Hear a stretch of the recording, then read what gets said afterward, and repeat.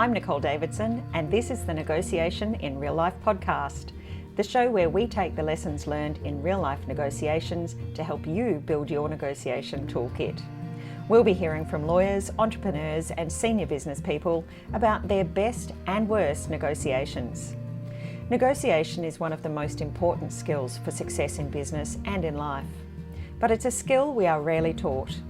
For many of us, we develop our skills purely through trial and error. We see what works, discard what doesn't, and if we're lucky, we'll have a few good mentors along the way. In this podcast, we're going to give you access to an even greater range of negotiation mentors. Enjoy this episode, and please reach out if you have any questions.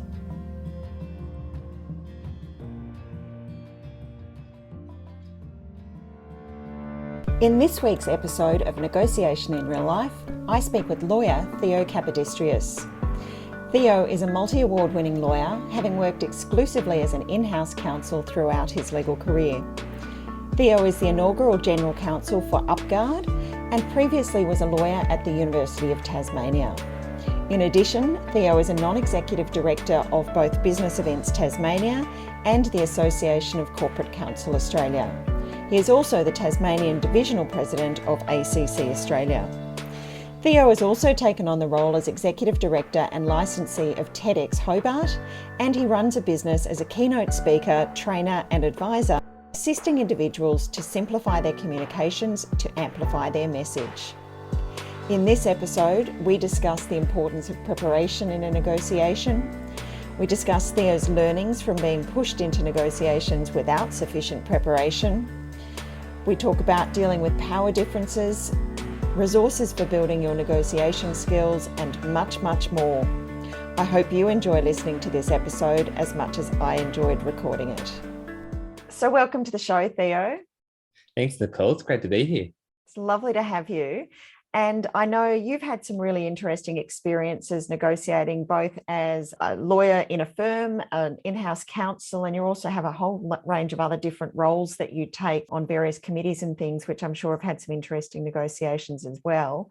Before we get in and start talking about some of those experiences, I wonder if you'd like to just give our listeners a bit of an overview of who you are and what you do. Awesome. Thanks, Nicole. I will. Yeah. So I began my legal career as a lawyer at the University of Tasmania, and I was there for about 6 years. And that was a pretty amazing experience where I got to do all sorts of fun, interesting, and bizarre things as a lawyer. So that was pretty amazing. After that, I kicked off my career as the sole legal officer or general counsel, really, for a company called UpGuard, and I was there for about 14 months until I made the decision to resign to give myself a break, and now I'm just excited for the next thing. In addition to that, though, I'm a keynote speaker, trainer, and advisor running my own little business.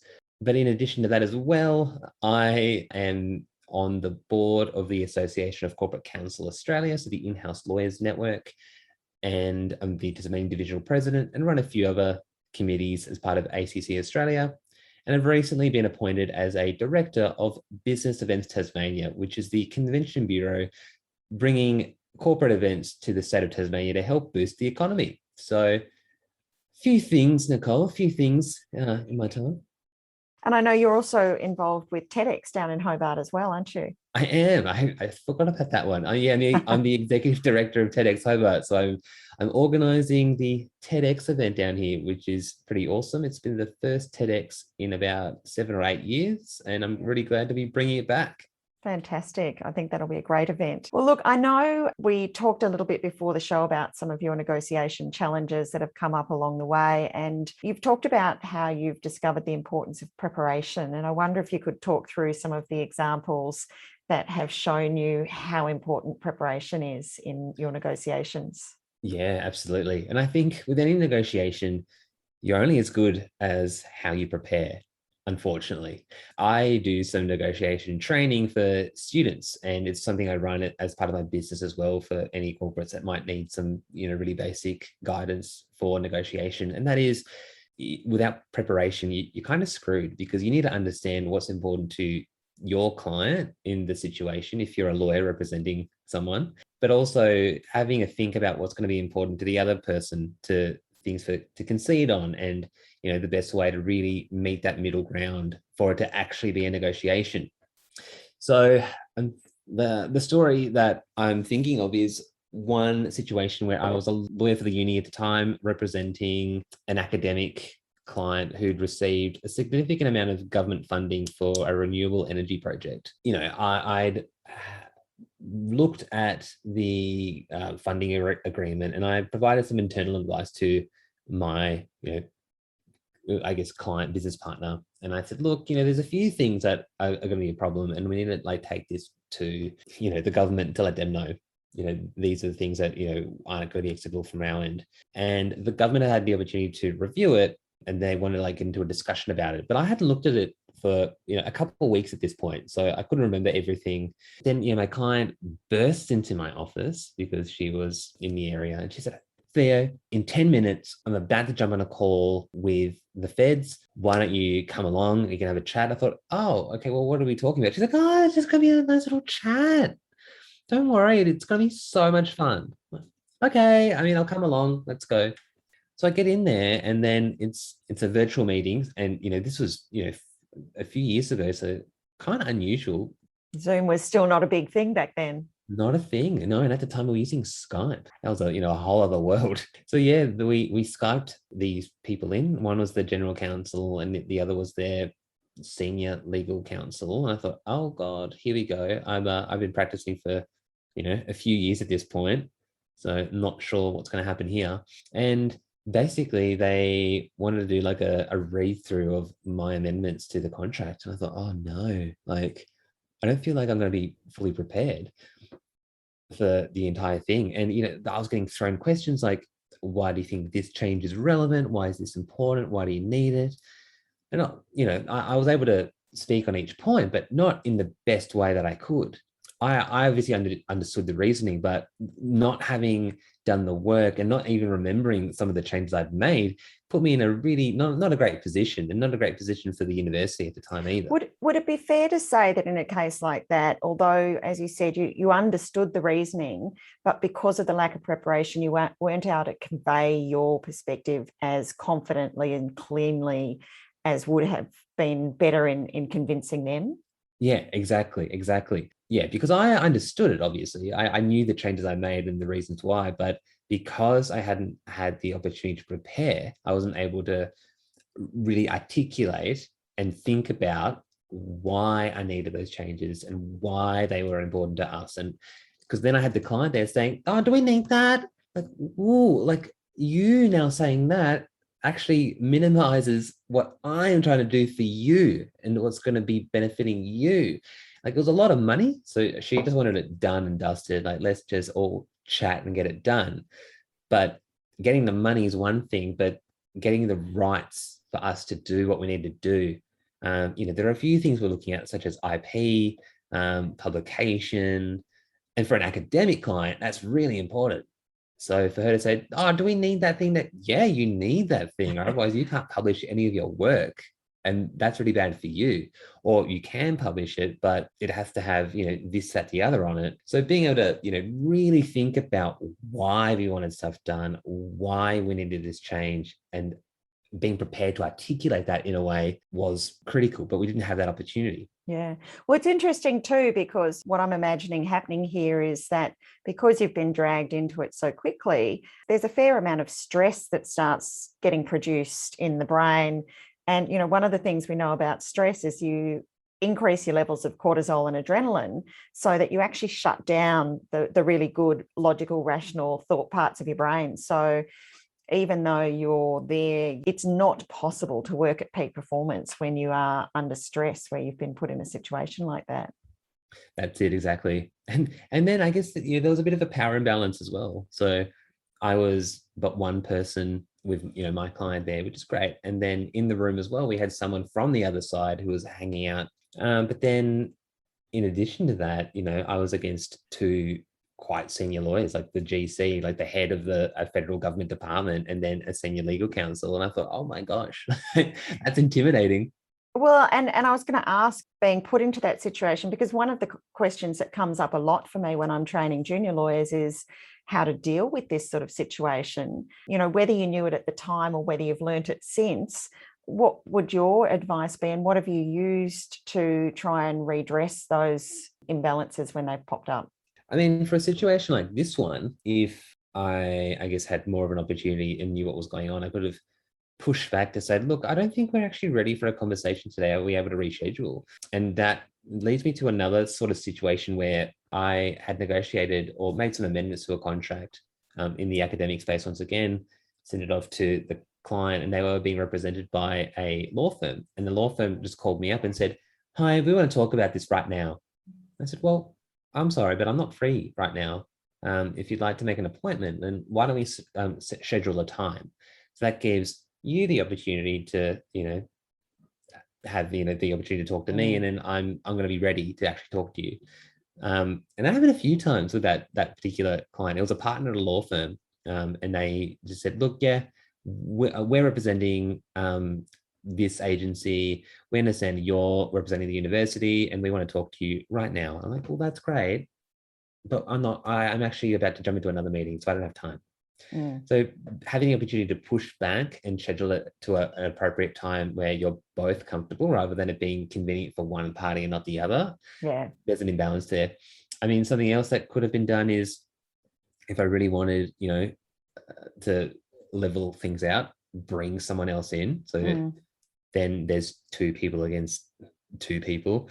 But, I'm pretty comfortable by myself, and I didn't need anyone else to support me in that. I just needed the time to figure out, what are we actually asking for here? What are we doing? Yeah. So for me, the greatest thing would have been time. So if I had more time, it would have been ideal. Yeah, I think that's the thing. And I think having the courage to actually do what you've done in those subsequent cases and say, it's not a good time now, I'm not available, whether you have a legitimate reason that you are busy, or even if you're not busy and you could do it, it's still a good idea to buy that time. The one thing I'd add, though, is it's actually a really good thing to ask them if they've got any specific concerns that they want to address when they meet with you, so that you can really improve the quality of your preparation and make sure you've covered those. And I think that's one thing that a lot of people miss. It's easy to reschedule, but to actually go, give me a bit of guidance as to where I'm focusing, can be quite helpful. Once again, if it's being used as a intimidation technique, you can just diffuse it really easily by pushing back and seeing what they say. Absolutely. It's really just about that agenda setting. So why are we actually meeting? What do you want to talk about? Because we don't need to talk about anything. You could just make further amendments and add comments into the document. But by calling me, you clearly want to talk about something. So what is it? And this is an interesting thing too, because I find lawyers particularly do a lot of their negotiation back and forth on the papers. Yeah. I find that that's perhaps not the most efficient way of doing things, because there's very little discussion around interest, and it's a very yes-no type of negotiation. So I actually really love it that a lawyer will actually pick up the phone and call and say, can we actually talk this through? Because I think it's a more efficient way for the client to get an outcome. And, you're an in-house counsel in this situation, so it's not costing your client per se, depending on how your department bills itself. But certainly for the client on the other side, they're probably paying hourly rates for these people. And it really surprises me sometimes how much time is taken going backwards and forwards on emails, which take quite some time to craft to convey your message very easily, rather than just picking up the phone and having a conversation. I agree. Like, I love being able to have a meeting to discuss things, because you can get through it quicker, and then you get to understand the motivations behind it.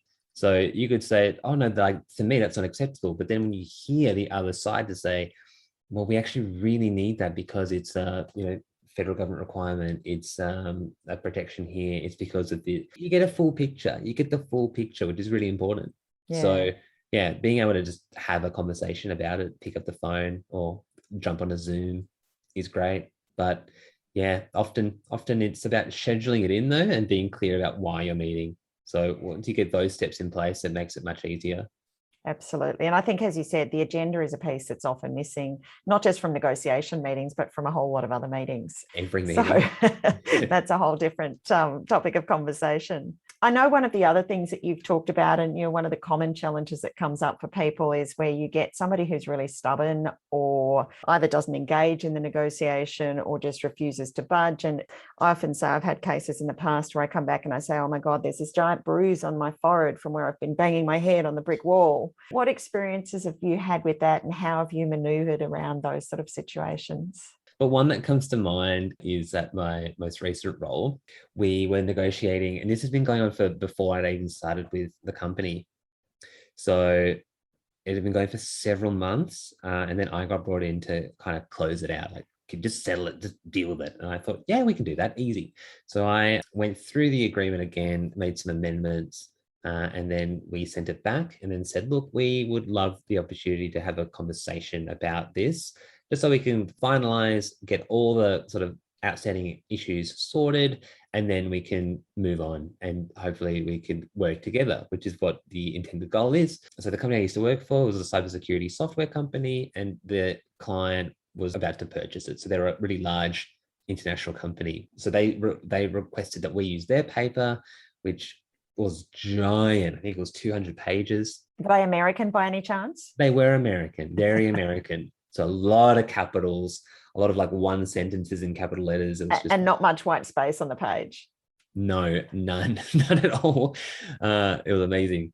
So I was pretty fortunate that prior to me looking at it, our external counsel was playing around with it. But then when I started with the company as their first in-house lawyer, they said, you deal with it. And I said, great, love this, did my thing. So we send the agreement back. I provided like a bit of context as to some of the outstanding issues and why they were important to us. And then we had a meeting, and the meeting was at 1 a.m. my time. So that was really fun. So a bit of a back foot for me because, a bit tired, a bit sleepy. Yeah, the circadian rhythms aren't quite in the right spot for negotiating. Not quite right. Not quite right.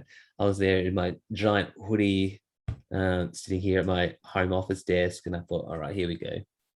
Logged on, no one's camera was on. It was all just very weird. And then the lawyer jumped on and she said, what is this? What are we doing? I haven't looked at anything. I don't know. Like, okay, great. Hi, I'm Theo. I'm here from, we're here to discuss this software licensing arrangement. And I ran through what, the issues and some of the outstanding points and why I made a change. And at every point, she would say, I'm going to stop you there. We can't accept that. We can't accept that, and we're not going to accept that. But there was no why they couldn't accept it. No. But then I'd ask the question, why not? What's stopping you from being able to accept this amendment? We just can't, and that's it. So at every point, it was brick wall, and it kept going. And this went for an hour and a half. And I thought, oh, okay, this is so good. And then it was just the most redundant conversation I'd ever had. I felt pretty defeated because I didn't look particularly great as a lawyer because I wasn't able to get through the brick wall of no. She looked, to her clients, it would have looked great because, she got everything she wanted. Essentially. But so the interesting thing here, because, once again, this comes down often to the power dynamics within the negotiation. And what I'm seeing here is you've got a large American company purchasing or getting licensing rights from what is presumably a very small player. How significant a transaction was this for them? And were there other people that they could go to get this same sort of service or product? Well, that's right. So this is the funny thing. I couldn't believe how much time and effort they were putting into this, because for them, this is small fish. Like, this would be a drop in the ocean for the money that they as a company had. And, they probably could have found a similar sort of product. The product we had was far superior to what's out there in the market and suited their needs, and they went through the procurement process. So it made sense for them to want to get it. But for us, it was a big deal. It was a big deal. And if you didn't get this deal, were there fairly negative consequences for the company? Negative in that they wouldn't have received the money, which, pretty important. And then I think the time and effort that had gone into actually trying to settle this. So it had been going on for months and months. And then this was the time to close it. And we just needed to get it done. And then there's a few interesting things there, because I mean, one of the things is obviously, as I said, the power in the negotiation often comes from what are your alternatives and how well do they meet your interests. And it might be that their alternatives were actually pretty good. If they didn't get this deal across the line, it wasn't going to hurt them very much. They might have been able to get it from somewhere else. Yes, they've got a few sunk costs as well, but no real incentive. If your client has no real other prospect of getting a deal this size across the line, then their alternatives are fairly weak. Yeah. Which means necessarily you're in a weaker bargaining point. Mm. But interestingly, when you start talking about, they invested all this time, I think it's still really important in those situations to remember that you do have an alternative, and maybe rather than investing much more time on this particular deal, investing time finding a new deal that's more likely to meet your requirements and terms can actually be better. And I've had a number of situations where I've been coaching people in training courses, and they've realized they've just been wasting their time because the power dynamics are such that the other company is not pressured to do what they need to get the deal on the table. Yeah. And they've gone, actually, we're better off just, keeping them warm, just saying, look, maybe now's not the time to do the deal. So we'll keep that relationship nice and good, but we'll go off and actually spend our time and energy somewhere else. Yeah. Remembering that sunk costs are sunk is a particularly important thing in negotiations, I think. No, you're right. Yeah.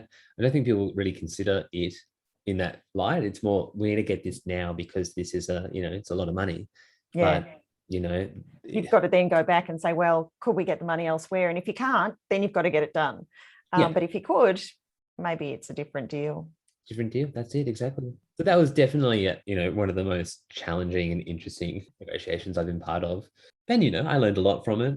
And I think collectively, because I was with my internal clients at the time, and, we were able to chat about it after, and everyone was on the same page of wow, that was awful. And there wasn't anything anyone could have done about it. It's the thing I always say, there's no magic wand for getting a great negotiation, but it's about getting the best you can in the circumstance. And, if doing a deal with their terms without any of the changes that you would like is the best deal possible in the circumstances, that's still a win in a negotiation. Yeah. I'm interested because you said you learned a lot from that, and you debriefed and talked about it with the rest of the team. Aside from the sort of on-the-job learning that makes up a large part of where people get their negotiation skills from, have you had any formal training in negotiation, and what was that like? I've had a bit of formal training. Actually, Nicole, some training I had was with you, and that was at the... I forgot that you were at that session. That's right. So the 2019 ACC Australia In-House Legal National Conference, I had the joy of being part of your negotiation training, which was really cool. That was a lot of fun back in the day. I also, from way back, I competed at the Australian Law Students Association conferences. So I was the Tasmanian champion in negotiation in 2012 and 2013. So I represented the state with competing partners as well, and we did all of that, which is fun. So from that time, I did my own learning on negotiation. So from more of a sort of a theoretical perspective, but also a practical one. So what is the theory? What do the books tell us? But then practically, what do you learn from that, and how can you actually take this into the real world? So what I'm hearing there is you've done quite a bit of the self-study and being able to do that. Are there any particular resources that you'd recommend to others from your self-study? Finding a couple of books is great. One that I really loved is Never Split the Difference by Chris Voss. So that's a fun one. That puts negotiation in a very different light. Not, the academic context, but it's more hey, this is the stuff I did as a hostage negotiator, and these are the things that you can apply into your I think there's some my view on Chris's book is that there's some great skills for the more distributive negotiation. If you've got a settlement conference and there's a fixed share of money and you're trying to get your claim, I think Chris has got some really great things. What he doesn't focus on as much as some of the other resources is about creating additional value in the negotiation. Yeah. And so that's where I think he's got some great techniques, but it's not as collaborative as some other things. His negotiations, if you think about where he's come from with hostages, they tend to be one-time only negotiations. Yeah. And I think that when you're negotiating with people who you will have long-term partnerships with, or when you're thinking about your bigger picture negotiation reputation, some of his techniques aren't necessarily going to achieve the same outcome, but it's a really good book too. Yeah, that is a good one. Yeah. I guess other resources I'd recommend are, I think it's the Harvard program on negotiation. They've got a range of free resources that you can grab. I remember looking at a lot of that back in the day when I was preparing for the ALSA stuff, but also as a lawyer, I just pick it up and read stuff. And I do a bit of training for people as well. It's one of the things that I do. My business is a very small portion though. I don't publicize it, but it's skills I have. But I run training sessions for students every year. Which is great. I've judged in a number of the negotiation competitions for the universities, and so often the students are sent into competition with no training of what to do, giving them some skills and a little bit of a workshop beforehand to say, look, if nothing else, here's your core foundations is a great thing. Well, Theo, I've had a really great time chatting with you this morning. Before we finish off, is there anything you'd like to leave the listeners with in terms of if they're interested in coming and having a chat, how can they get hold of you, and who would be a good person for you to have a chat with? Awesome. Thanks, Nicole. Well, one of the things I do in my business is I help people to demonstrate their value through their own voice and through their own words. And I do that through helping people in the professional space. So think your lawyers, your accountants, financial services, real estate. I help you to simplify your communications to amplify your message. So you can find out about my speaking, training, or my advisor program, which is where I do one-on-one coaching with people, on my website, theokap.com.au. You can also find me on LinkedIn, Theo Kapodistrias. You can find my Facebook like page, which is Theo Kapodistrias, keynote speaker and consultant. But you can also find me on Instagram and Clubhouse with the username at TheoKap88. Great. And I'll put all of those details in the show notes as well, in case people didn't catch those. So thanks again, Theo. It's been an absolute delight speaking to you. Awesome. Thanks, Nicole. You too. Thanks for listening to this episode of the Negotiation in Real Life podcast.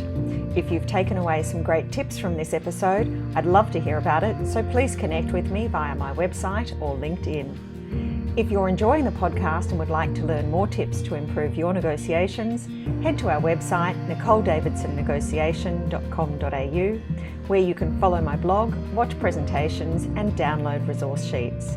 And don't forget to subscribe to the podcast so that you get every episode as it comes out.